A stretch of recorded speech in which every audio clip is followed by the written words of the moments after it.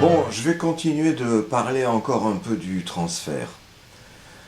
Et pour ça, il faut parler de l'affect. Puisque le transfert, on dit c'est l'amour, c'est aussi la haine. Bon, c'est ce qu'on éprouve, quoi. Et ce que j'éprouve, comme on dit dans les banlieues, ça me troue. Ça me troue, c'est-à-dire je ressens quelque chose, à la limite corporellement, quelque chose dont je ne suis pas sûr de savoir ce que c'est quelquefois. Hein. Il peut arriver que je peux rencontrer telle femme qui fait que je sens quelque chose, que ça me troue, et il me faut quand même un certain temps avant de me rendre compte que ça pourrait peut-être bien être du désir, quoi. Et la réciproque étant parfois vraie. Hein.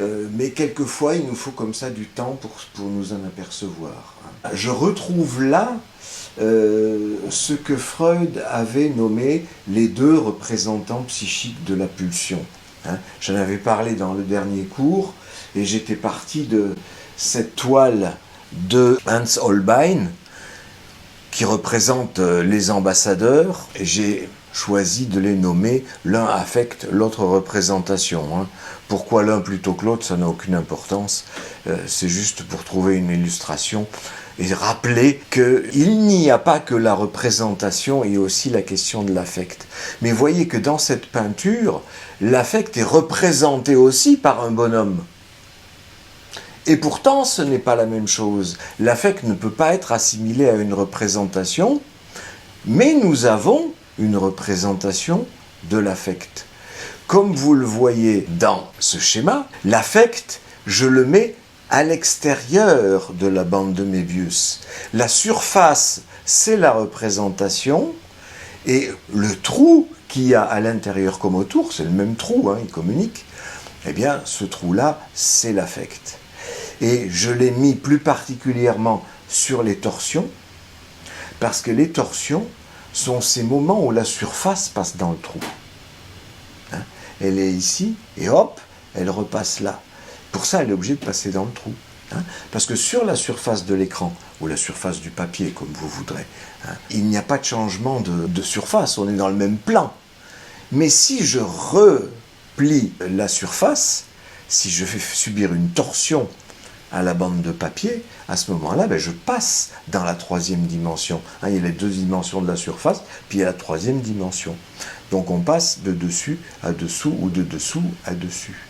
Donc, dans les trois cas des trois torsions, nous sommes dans le cas de l'affect. C'est ce moment où ça bascule. Et j'en parlais tout à l'heure dans mon exemple de je rencontre une femme qui, et voilà. Il y a un moment où ça bascule et où je ne sais pas de quoi il s'agit, et puis il y a un moment où ça bascule encore et où je me rends compte de quoi il s'agit. Hein? Et au moment où je rends compte, ça veut dire que j'ai une représentation de mon affect. Hein? C'est-à-dire que les deux ensemble, ça représente quelque chose. Hein? Il y a la figure de cette femme, et puis il y a l'affect qui accompagne cette figure, qui fait que cette personne, je la découpe dans l'environnement, elle devient plus importante que tout le reste de l'environnement. L'affect me permet justement de faire cette découpe de la personne dans l'environnement. Sinon, tout le monde est dans la même indifférence. Hein, quand je suis dans la foule du métro, les uns ne m'importent pas plus que les autres, c'est une foule, c'est tout, c'est une foule compacte. Il n'y a pas d'affect spécial qui me permette de distinguer une personne. Eh bien là, si. C'est le modèle du transfert, hein, c'est pour ça que j'en parle. Et puisqu'il y a trois torsions dans la bande de Mébius, c'est pas la bande de Mébius qui va me donner le modèle, c'est la bande de Mébius donc, qui, je trouve, est un modèle particulièrement adapté à ce que je cherche à dire. La torsion qui fait passer de dessus à dessous fait passer quelqu'un de l'indifférence à l'intérêt ou de l'amour à la haine. Alors, en s'approchant d'un peu plus près, on peut constater que j'ai mis là l'indifférence avec l'énamoration. C'est parce que les deux choses sont semblables. L'indifférence, c'est ni dessus ni dessous. Et l'énamoration, j'emprunte le terme à Lacan, hein, ça condense la haine et l'amour, c'est quand justement ces affects me permettent de sortir de l'indifférence, mais ils restent ambivalents. L'amour a toujours son autre face de haine. Si je reprends les caractères chinois, puisque je suis censé m'adresser aux Chinois ici, les caractères chinois qui signifient ici, dans la zone verte, shang, ça veut dire dessus, et dans la zone rouge, xia, ça veut dire dessous, et dans le jaune, vous remarquerez que c'est la combinaison des caractères shang et xia qui fait que, et cette fois ça se prononce ka, et ça veut dire bloqué, coincé, c'est-à-dire que c'est le symptôme, ou l'inhibition, ou l'angoisse. Lorsque justement je suis coincé entre deux sentiments, deux désirs, je veux ceci, mais je veux aussi le contraire. Par exemple, je désire maman, et en même temps, je désire respecter papa, c'est-à-dire que je ne vais pas lui piquer sa femme. C'est ça, c'est rien d'autre, l'interdit de l'inceste. C'est pas le respect comme ça qui tombe du ciel de la loi, c'est juste le désir qui vient aussi de l'amour pour papa. C'est de l'amour et de la haine pour les deux parents, qui fait que de temps en temps on a envie de se faire l'un, mais tout ça, pour se faire l'un, on est obligé de tuer l'autre. Et ça peut s'échanger. C'est pour ça que ce schéma de la bande de Mébius est particulièrement utile et pertinent, parce qu'on voit que les sentiments ne sont pas constants. Ça, tout le monde s'en aperçoit dans l'expérience. Les amoureux s'engueulent, et les couples qui sont installés depuis longtemps dans leur statut de couple s'engueulent encore plus. Et quand ils ne s'engueulent pas, effectivement, ils ressombrent dans l'indifférent. On ne croit pas avoir d'exemple que ce que je dis là échappe. Les couples qui vivent dans l'harmonie et l'amour pendant toute la vie, je ne pense pas que ça existe. Même si on a tous envie d'y croire. Mais parce qu'on a envie d'y croire que des fois on croit le voir. Ah tiens, j'ai rencontré tel couple l'autre jour. Ça fait 40 ans qu'ils sont ensemble, qu'est-ce qu'ils ont l'air bien. Bah oui, mais enfin, on vous dit pas tout. Il y a ce blocage qu'on constate quelquefois dans l'amour, c'est-à-dire ces moments où la haine ressurgit, ou l'indifférence. Donc vous voyez, c'est ce cas du bloc. Maintenant, ici, vous remarquerez que j'ai mis des ronds noirs sous la bande de Mébius à chaque torsion. C'est pour indiquer que s'il y a ce passage dans le trou, à cet endroit-là, on passe de dessus à dessous, c'est-à-dire on passe dans le trou. Et c'est là que on voit que le trou est quelque chose de forcément instable, puisque c'est un bord entre le dessus et le dessous. Donc, fatalement, il y a un moment où ça va plus pencher vers le dessus, ou plus pencher vers le dessous, un peu plus vers la haine, un peu plus vers l'amour. Je me souviens, par exemple, de cette dame que j'ai suivie au dispensaire pendant un bon moment, plusieurs mois, peut-être même plusieurs années, j'arrive plus à me souvenir, et qui, quand elle a commencé à travailler avec moi, m'a manifesté son admiration de ma personne en disant « Oh là là, j'en ai vu des psys avant vous, mais vous êtes le meilleur, vous êtes fantastique, vous êtes formidable. » Elle loupait pas une séance, elle était toujours à l'heure, et elle me rappelait toujours à quel point j'étais super. Qu'est-ce que ça me faisait plaisir. L'amour est toujours réciproque. Et puis un jour, je vais la chercher dans la salle d'attente, et là, elle me regarde comme ça, et puis elle me fait « Vous m'avez regardé de travers. » Elle m'a quand même suivi au bureau, et elle a fait toute la séance en faisant la gueule, et après je ne l'ai plus jamais revue.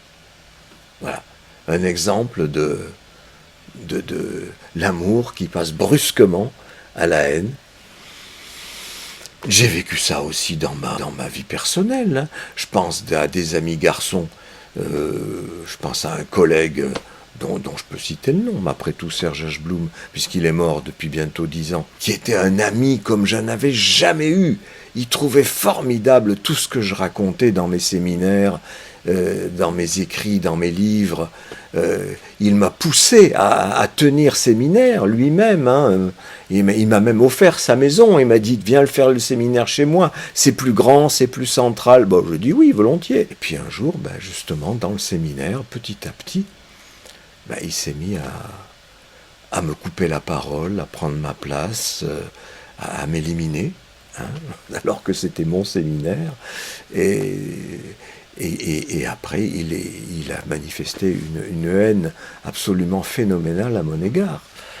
Je viens de prendre un exemple avec un ami homme, et puis avec des amis femmes. Alors là, dans les relations amoureuses, le nombre de femmes avec lesquelles j'ai eu une relation qui était absolument intense, formidable, merveilleuse, et puis tout d'un coup, du jour au lendemain, ou petit à petit, il n'y a pas de règle là-dessus, tout d'un coup, ça devient la haine ou l'indifférence. Voilà, c'est comme ça. Donc le transfert, ça n'échappe pas à la règle des autres événements de la vie quotidienne. Alors, une autre façon de le voir, j'avais parlé de l'hypothèse de Freud sur la pulsion de mort, qui était issue d'une observation de Freud sur son petit-fils, le Fordat, le jeter les objets au loin, mais aussi sur ses échecs thérapeutiques. Pourquoi est-ce que ça ne marche pas? Et aussi, alors, il y a une histoire d'identification dans cette histoire d'amour entre Serge Hachboum et moi. Parce qu'il ne pouvait pas faire de séminaire, je pense, il s'en sentait pas capable, mais il n'aurait jamais osé le dire, c'est pourquoi il m'a poussé à faire séminaire, chez lui, donc comme si je prenais sa place. Non, mais c'est lui qui m'a mis à cette place-là, et en même temps, il s'est senti exclu de sa propre place. Ce qui est, on peut dire légitime quelque part, mais il y a cette histoire que l'identification, à ce moment-là, ça devient « c'est lui ou moi ».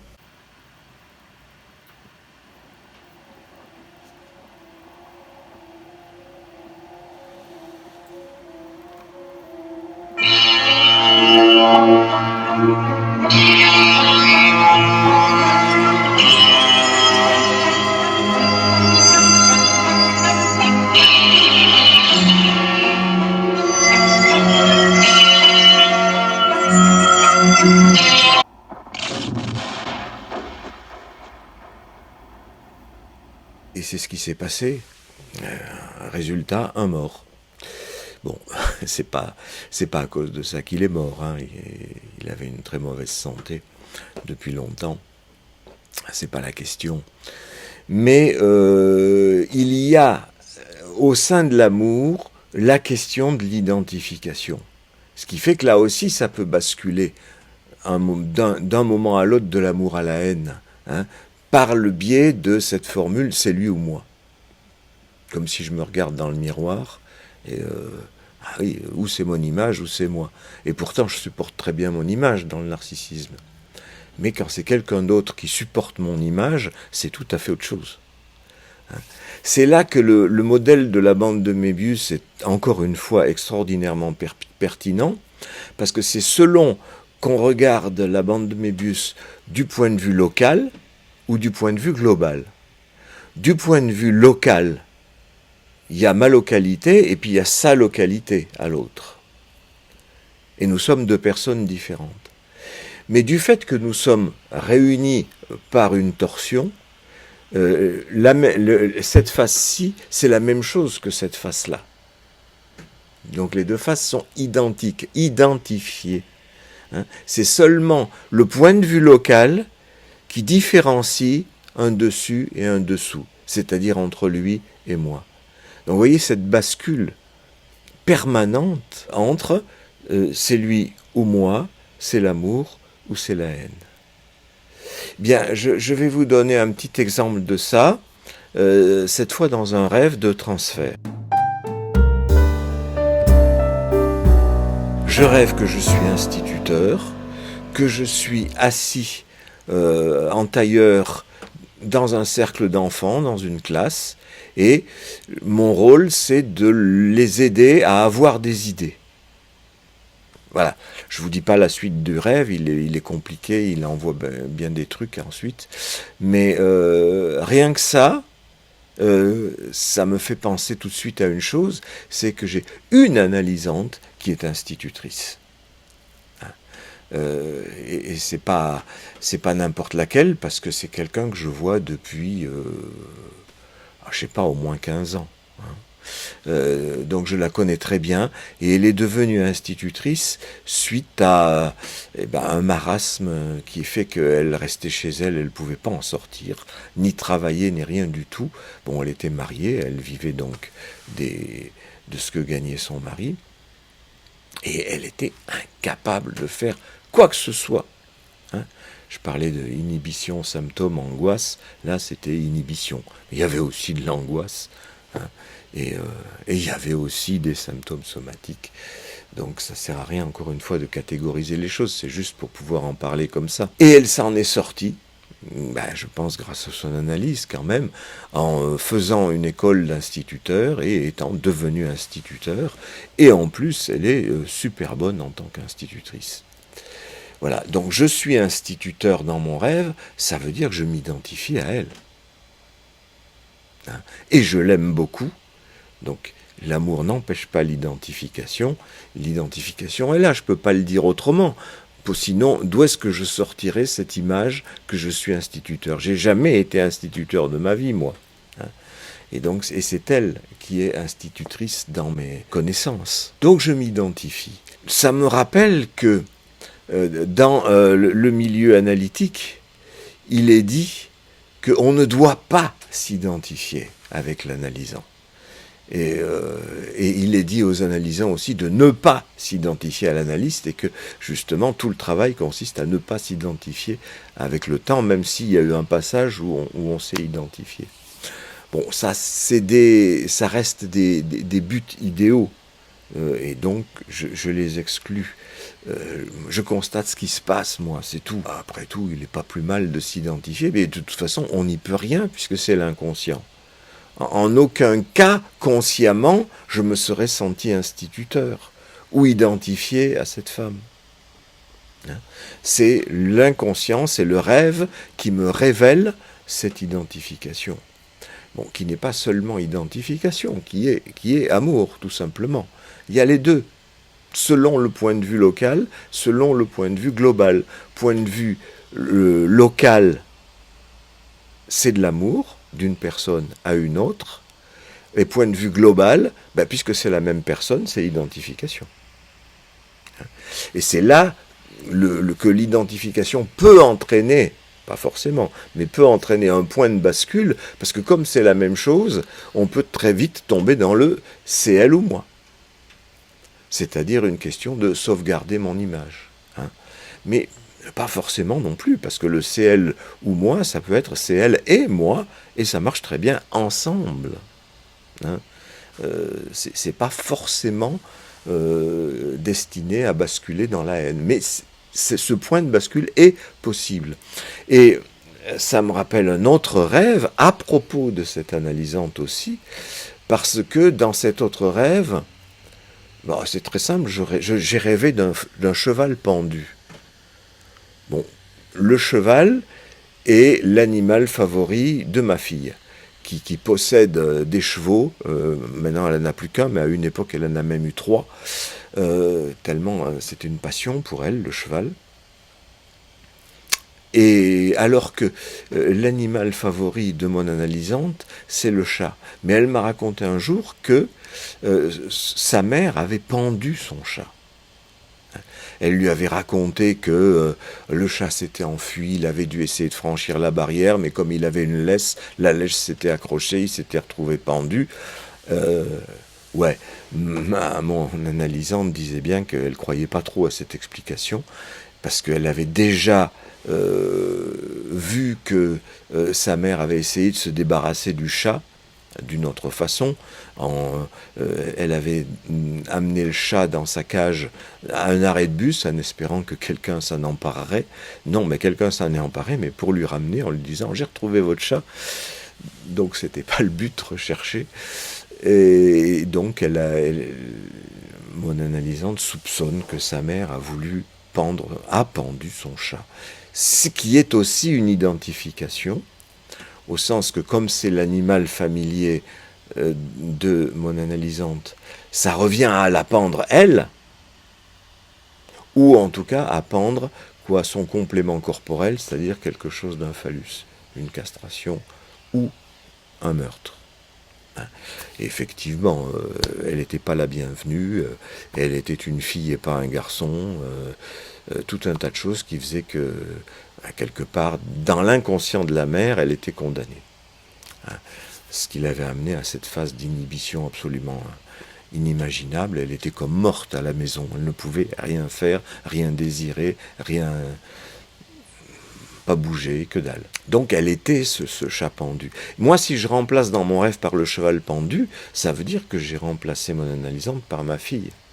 Là, c'est plus une identification, c'est de l'amour. C'est un point de vue local, donc, parce qu'il y a deux personnes différentes.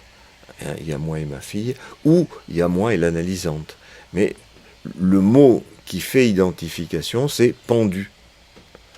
Et pourquoi c'est cette identification-là qui est venue dans mon rêve? Ben, ça veut dire qu'il y a une haine possible aussi entre elle et moi. Une haine possible qui vient sans doute de cette identification de moi à sa mère et de elle à ma fille. Et je n'avais pas la moindre idée, mais pas la moindre, d'une haine possible entre cette femme et moi, alors je pense, j'ai toujours pensé dans la vie de veille, et d'autres rêves me le disent aussi, que c'est uniquement de l'amour ou de l'identification qu'il y a entre elle et moi. Mais il y a cette potentialité indiquée par le rêve. Je reviens encore une fois à Freud et à son histoire de pulsion de mort. Les ambassadeurs, la pulsion dans le psychique, c'est la représentation et l'affect. Et il y a ce glissement, donc, de l'affect vers la représentation. Quand on se représente, quel type d'affect est en jeu? Amour, haine ou indifférence? Et quand on s'en rend compte, on a une représentation. Ce n'est plus l'affect comme éprouvé. Et donc cet éprouvé, c'est le symbolique. Puisque, je le rappelle, Freud avait repéré cette dite pulsion de mort avec le jeu du Ford-Da, avec les rêves des traumatisés, qui fait que c'est toujours le trauma qui revient, donc le principe de plaisir est pris en défaut. Ce n'est pas parce que ça fait plaisir qu'on ramène quelque chose, mais là on ramène justement ce qui provoque du déplaisir. Et c'est pareil pour le jeu du Ford-Da. Si c'est la mère que l'enfant envoie balader, ce qui lui fait plaisir à la mère, à l'enfant, c'est que la mère revienne. Mais non, le jeu le plus fréquent, c'est d'envoyer balader, casser, cacher quelque chose. Et dans les dessins d'enfants, on voit qu'il y a beaucoup d'accidents, il y a beaucoup d'incendies, et d'identification aux pompiers. Tout ça, ça rentre dans le même registre, c'est-à-dire casser, brûler, faire disparaître la chose pour en ramener une représentation. C'est le travail du symbolique. Le symbolique est destructeur, le symbolique est du côté de la haine.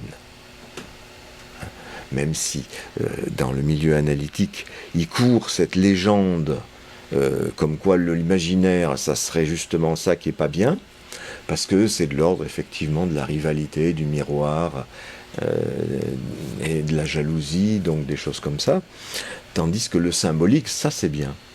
Eh bien non, c'est justement le symbolique qui m'amène à essayer de casser cette image que l'autre est à ma place, pour que je récupère ma propre place.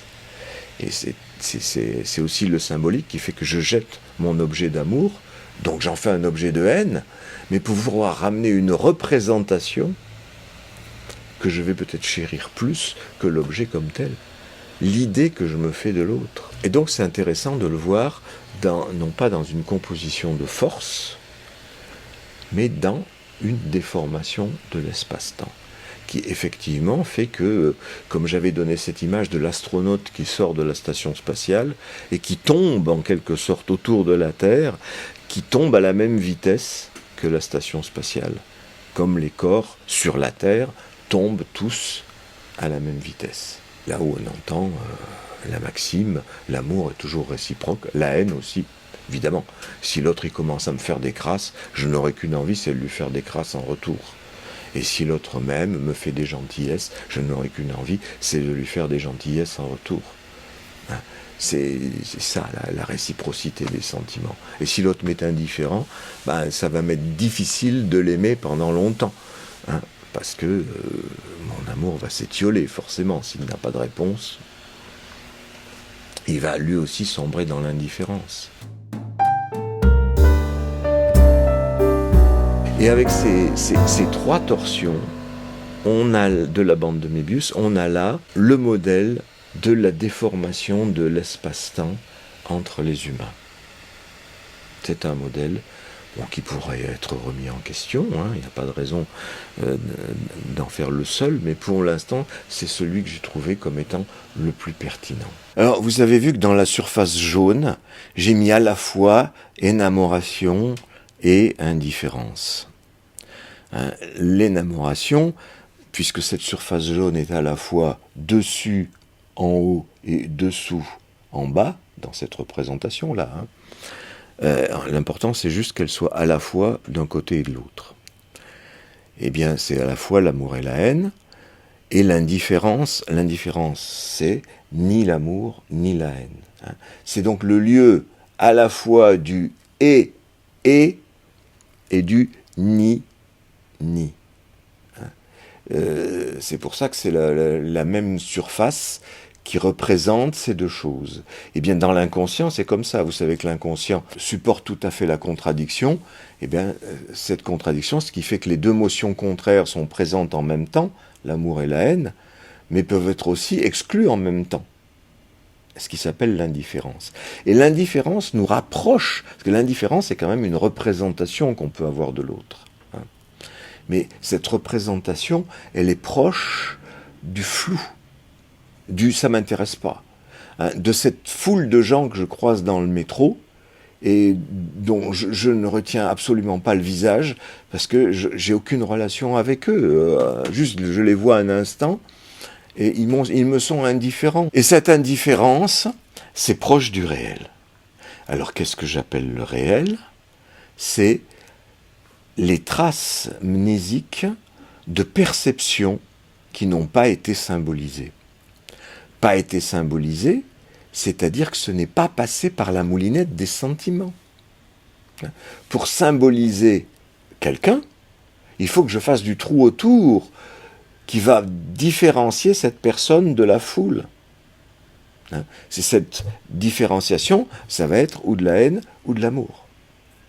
Ou de l'identification dont on a vu quel était le point de bascule entre les deux. Donc les sentiments, c'est le symbolique. C'est là où ça peut paraître un peu bizarre, mais c'est la conclusion à laquelle mes recherches me contraignent à aller. Hein. C'est pas un choix idéologique. Hein. C'est l'examen de tout ce qui se passe dans les transferts, dans les rêves, qui m'a amené à cette conception. Les sentiments, c'est le symbolique. Effectivement, on a tendance à penser, comme dans la représentation que j'ai donnée en me servant de cette toile de Hans Holbein, la représentation et l'affect, les deux sont représentés par une représentation. Et c'est pour ça qu'il a fallu que je démonte cette représentation pour dire que l'un des ambassadeurs, non, il devrait être effacé. C'est le trou qu'il y a autour des représentations. C'est-à-dire le sentiment. Le sentiment qui fait que ça me troue, donc cette personne ne m'est pas indifférente, donc je la symbolise. Je la symbolise dans son rapport à moi, image, identification, et dans cette perception qu'il s'agit de quelqu'un d'autre qui fait que je peux l'aimer, ou la haïr pour justement me défaire d'un trop grand amour ou d'une trop grande identification. Pour pouvoir prendre mes distances. Et tout l'art avec les gens, quels qu'ils soient, c'est d'arriver à trouver la bonne distance. Par exemple, à ses parents, j'entends tellement de gens qui me disent à quel point ça leur est pénible de se sentir obligés d'aller tous les week-ends chez papa et maman. Papa et maman sont ravis de les recevoir tous les week-ends. Ils mettent les petits plats dans les grands, c'est magnifique. On refait le passé comme c'était autrefois, quand les enfants n'étaient encore pas partis. Les enfants en ont ras-le-bol. Bah, pas tous, il y en a qui aiment ça. Bon, très bien. Et il y en a d'autres qui... Bon, et il faut qu'ils prennent de la distance. Et ça, j'ai souvent entendu ça dans les analyses, c'est-à-dire que les enfants se mettent à aller un peu moins chez les parents, et puis de moins en moins, parfois rompent complètement, quand c'est trop pénible, quand ça a été trop collé, parfois il faut beaucoup de distance pour pouvoir retrouver sa propre image, sa propre identification. Non pas sortir de l'identification aux parents, et même donc de l'identification à l'analyste. Je reviens encore un petit peu là-dessus, sur cette idée que le symbolique, c'est le trou, c'est le sentiment. Encore une fois, drapeau français, ça représente la France. On a le sentiment que le symbole, c'est une étoffe, c'est une représentation.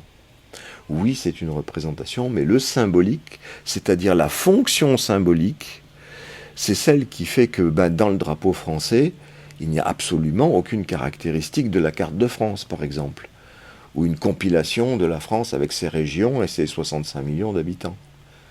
C'est juste 3 couleurs.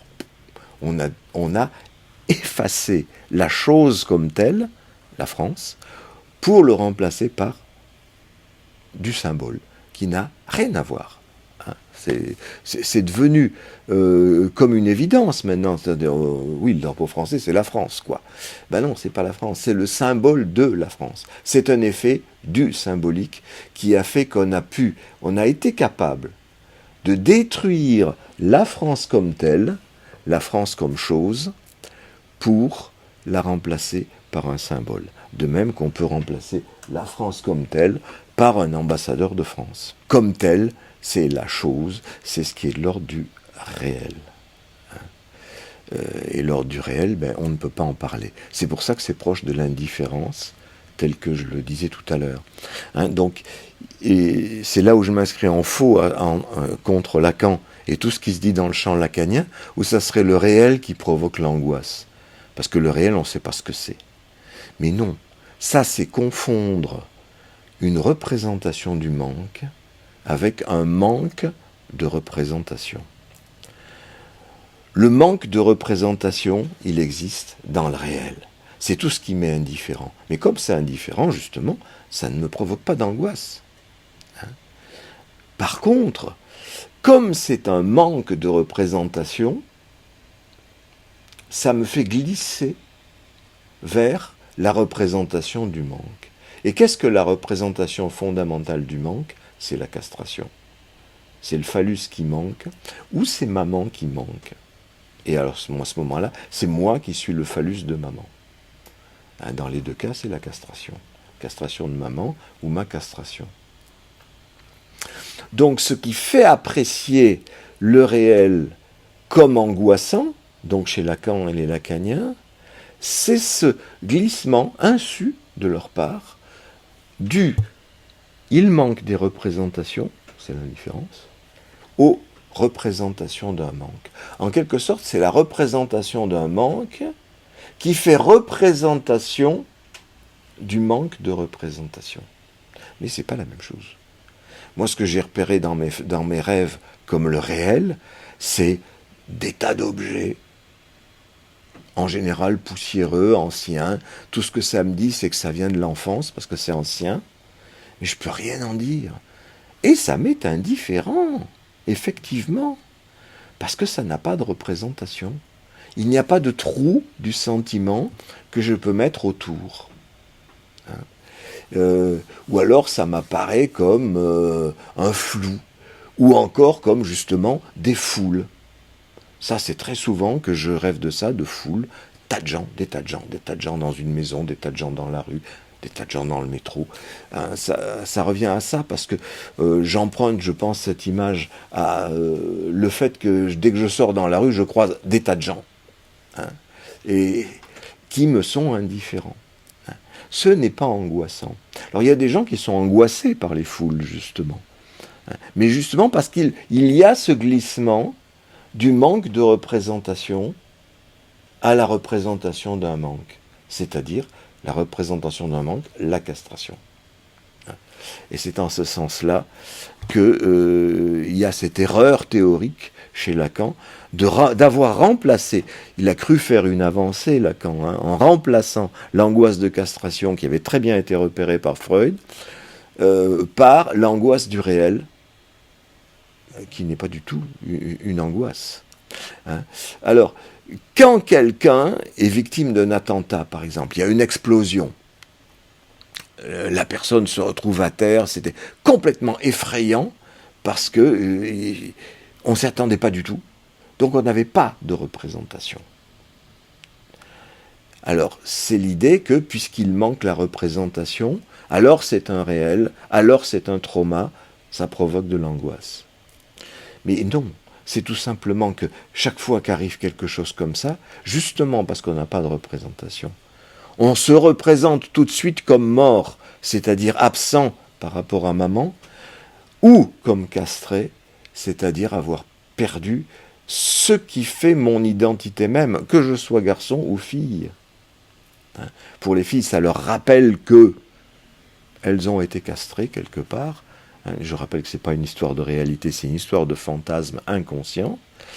Et aux garçons, ça leur rappelle que ça peut leur arriver. Et puisqu'il y a un accident, ça aurait pu arriver à cet instant-là. C'est ça qui est terrible. Quand on entend les gens parler, souvent ils vous disent que la mort les angoisse pas, mais que ce qui les angoisse, c'est la vieillesse, la déchéance, la maladie.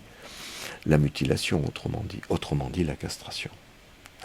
C'est ça qui est craint. Beaucoup plus que la mort. La mort, on n'en a pas de représentation, donc on le représente par la mutilation, la vieillesse, la maladie. Donc il en est de même dans les transferts. Ne pas confondre le manque de représentation avec une représentation du manque.